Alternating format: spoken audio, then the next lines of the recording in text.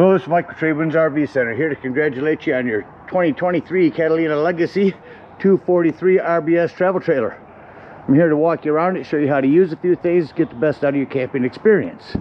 Let's start by talking about arriving at the campsite. A few things to take into consideration when parking. On your campsite, I want you to leave plenty of room for this awning. On your off campsite, besides your slide, I also want you to think about where your power and water connections are going to be. Your power cord is going to plug in all the way here on the rear on your off campsite. And then your water connections are going to be right around the corner on the rear of the unit. Once you arrive and unhook our hitch, next thing we're going to do is level our unit. The unit comes with a power tongue jack. Okay, night docking light, should you arrive at night, simply lower or raise the unit until you're level.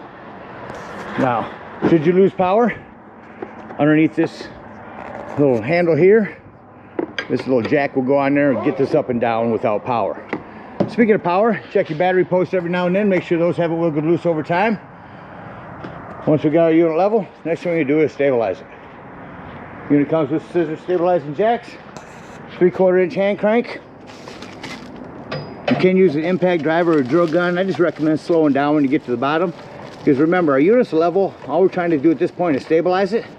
So run these down until you've got some resistance on your hand crank. Once it feels like it's going to start lifting the unit, go ahead and stop, because remember, again, our unit's level. We're just trying to stabilize it. I recommend stabilizing jack pads. Some jack pads will protect your stabilizing jack feet from dirt and debris and hot blacktop in the summer. So once we got our unit level and stable, we can hook up our power and water. Again, power cord plugs in here on the rear. The way these plug in now, they'll plug in at about 11 o'clock and then turn it to noon. Put this black washer on there to lock that on there. If you want to plug into a 110, they have 30 to 15 amp reducers that you can put on the end of this to plug in at home. Got your power hooked up, let's hook up your water. Again, around the back here is going to be your water connection. We can simply lower this accessory rack by removing these cotter pins, but no need to when we can get to it here. I recommend a water pressure regulator. It'll protect the water lines in your unit because you don't know what the water pressure is at different campsites. Get your water pressure regulator hooked up. Hook up your hose here at city water connection for campsites. Once you've got your hose hooked up, don't turn that on yet. Let's find your hot water heater. That again is right around the corner here. And all we're doing at this point, make sure our drain plug's back in there. Throw some plumber's tape around that, not putty. Putty will gum up on you. Get that tape around there, throw that in there nice and snug. Once that's in there tight, you can go ahead and turn that hose on. Now, if that hose has been on for a little bit, we're going to go inside and open up our slide. Now, on your steps here, anything you want to remember when opening these up is make sure this exterior door is all the way open. Otherwise, when this comes down, this will catch on it. Unlock that, lay it right down in front of you. Come right up inside, that door out of the way. To my left up top is going to be my control panel. Go right down to the bottom to slide and hit out. Now, the reason I want to open these slides up is I want to be able to get into my bathroom as well as my kitchen sink and open up my water lines. Get my water lines opened up, get all the air flowing out of it, get a nice steady flow of water going through them. Once you got water going through them, go ahead and shut them off, and then we'll head back outside.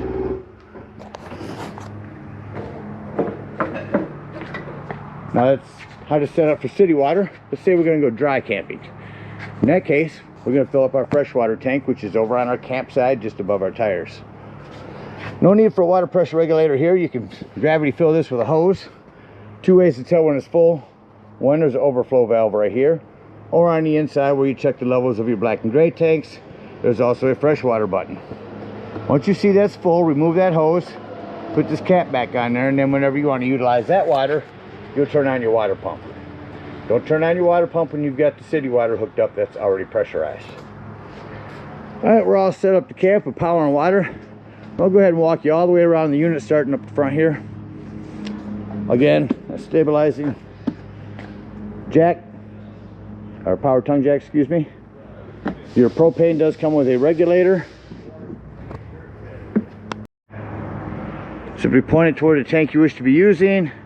Lefty loosey to open on these. Again, your battery disconnect. This will disconnect all the battery power to the unit. That'll come in important later when I talk about your carbon monoxide and propane detector. Our off camp side. We got our pass-through storage here. On your slide seal, I want to recommend they've got a spray that you can spray on these to keep them nice and pliable and flexible. Keep them from dry rotting over the years. Again, down our off camp side, coming to the rear here will be our hot water heater again.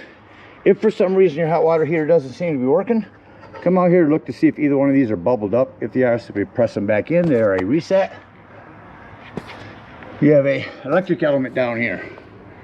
See, it is set to off. The only time you ever want to turn this on out here is if you are hooked up to 110. Otherwise, turn on your hot water heater from indoors. Here's where you'll plug in your cable or satellite at the campsites. Down here's our black and gray dump. We'll talk about when we're leaving the campsite. On the rear here, again, accessory hitch that will lay down with an outdoor shower, handle for that shower, city water connection, black tank flush. We'll talk about that when dumping our black and gray tanks. You're prepped for a backup camera. Spare tire has a cover. Recommend keeping this cover on here. That's going to keep that from dry and sun rotting. Got a leash link back here for your pet. Low point drains. Talk about those when leaving the campsite. Over on the campsite, got a flue for our furnace. A couple things on that. One, make sure it's never blocked. Two, if you're running your furnace, steer clear that it does get hot. Our freshwater connection, freshwater drain, right there. Got a vent for our microwave, a couple of outdoor speakers, big awning with lights, a couple of 110s outside as well, and cable if you want to hook a TV up outside to watch.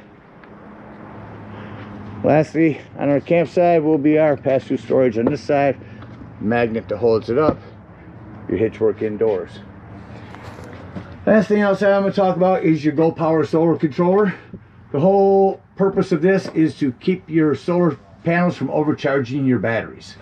Your main concern is to make sure that your battery type stays at wet. I will send a separate video from Go Power GP Electric, tell you more about this. About covers everything out here. Let's take a look on the inside. Again, I told you about opening and closing these steps. Make sure your door is open. Coming up inside to the right, first thing I have to talk about is your fire extinguisher. Make sure that you and everyone that's camping with you knows the fire extinguisher is located by the entry doorway. Again, to our right, we're going to come up to our control panel here.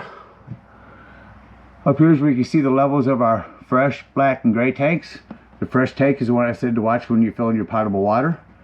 There's your battery. Here's your Bluetooth connection. Interior and exterior lighting. Here's where you turn on your water pump. Here's where you turn on your water heater. Your awning. I'm going to hit extend on that. As I do, I'm going to mention when you run these out, you only want to run it out until you can see your bar and the flap has fallen down to 90 degrees. I think I've got enough room here to get it out. If you hold this button down, that will continue to run itself out and start to run itself up backwards. So again, that's as far as you want to go with that. Just until you can see that bar and your flap is down. You can stop at any point before that, but don't go beyond that. There's also your slide control here. A couple of 110s. And charging ports. As I run your awning the rest of the way in, shut off your exterior lights, your awning lights. And as it comes in, I'll mention you've got this lock box that you can put somewhere, anywhere that you like, and then screw it down to keep it locked in. Your awning lights, I will go back to this remote and turn them on.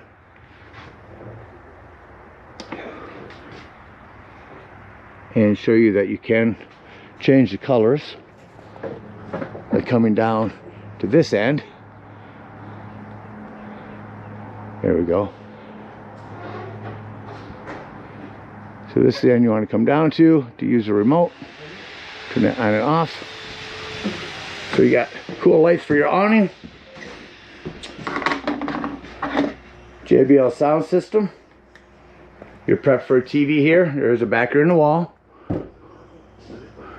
There's your Wi-Fi extender. All the password for that. Make sure that when you hook up a TV, before you run your digital channel scan, that you turn that antenna on.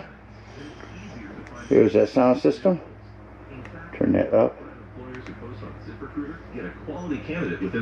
So interior, exterior, nice sound system. Fireplace, not just for looks anymore. I can go through and show you all the pretty colors, but the biggest thing is the heat. If you're chilly in the morning or evening and you arrive at the campsite, instead of using up your, if you're at a campsite, instead of using your gas to heat it up in here, turn this heater on, this fireplace. It's already getting toasty in here. Save your gas if you're at a campsite, use that. We have a sofa here with a big fold down here. It's all magnetic. That can also give you a cup holder and jackknife down to a bed.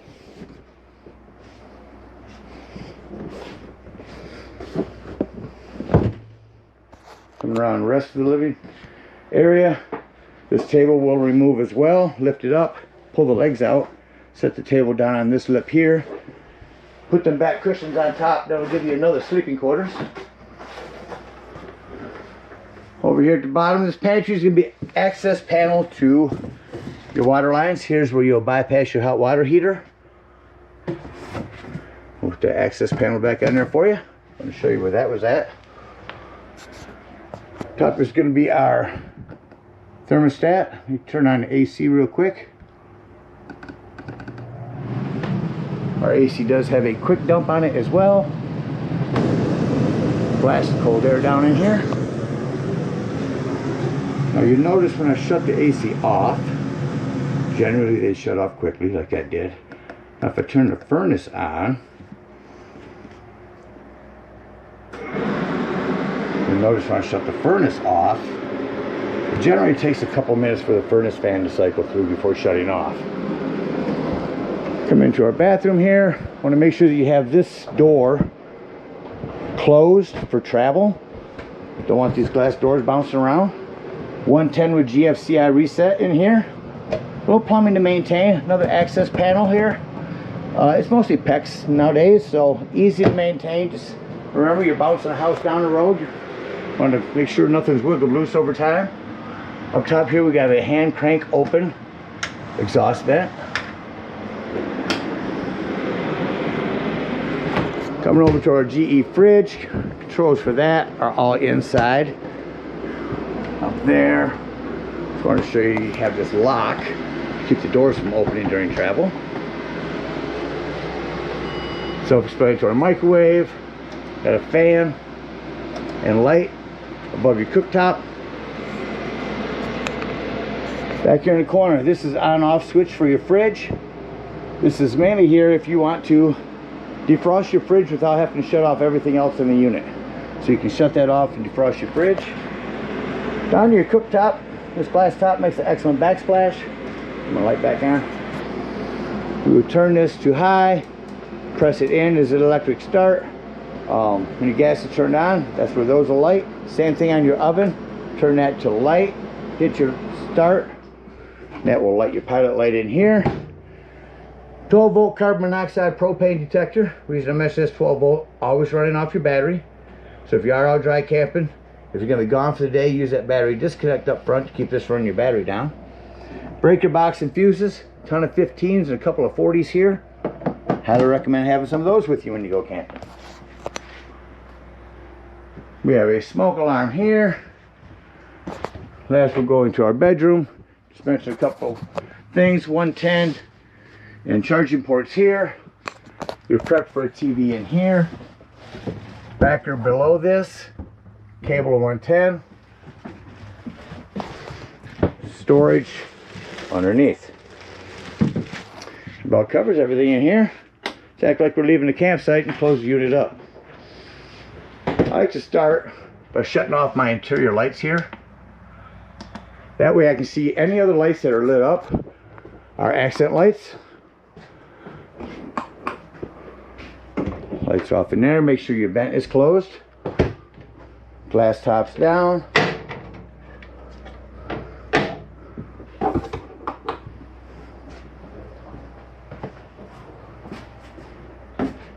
And our light to shut off.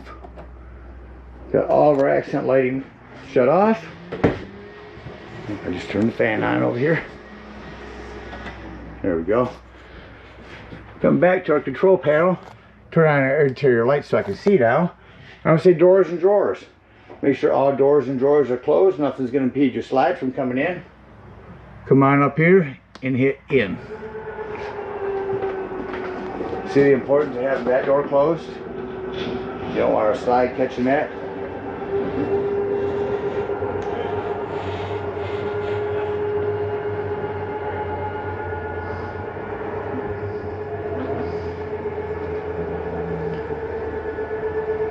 Once you hear that noise, just tells you that it's in all the way. Shut off our interior lights and exit the unit.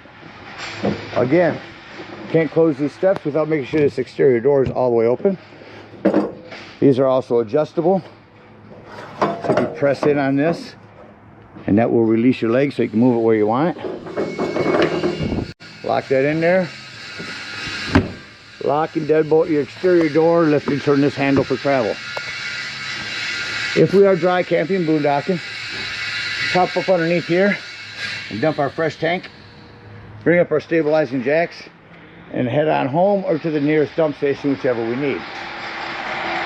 If we're at a campsite, we're going to unhook our power, our water, our cable, bring up our stabilizing jacks and head on up to the dump station.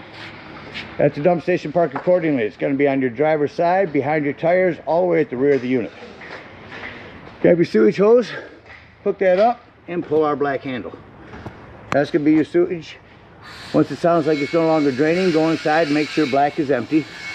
If it is, come out and leave that handle open. Grab the hose at the dump station. Hook it up to this black tank flush and let that run for a good 5 minutes. It's going to wash all that nastiness out of your black tank.